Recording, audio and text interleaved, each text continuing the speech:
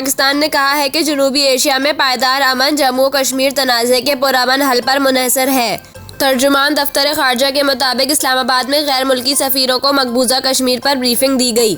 तर्जुमान ने बताया कि कायम मुकाम सेक्रेटरी खारजा मोहम्मद साइरस काजी ने गैर मुल्की सफ़ीरों को ब्रीफिंग दी और मकबूजा कश्मीर में इंसानी हुकूक की संगीन खिलाफ वर्जियों से आगाह किया। मकबूजा कश्मीर के आबादियाती ढांचे की तब्दीली के लिए भारत की गैर कानूनी कोशिशों पर ब्रीफिंग दी। तर्जुमान दफ्तर खारजा के मुताबिक जनूबी एशिया में पायदार अमन जम्मू और कश्मीर तनाज़े के पुरअमन हल पर मुनहसर है। बैनुल-अक़वामी बरादरी भारत को मकबूजा कश्मीर में इंसानी हुकूक की खिलाफ वर्जियों से रोके।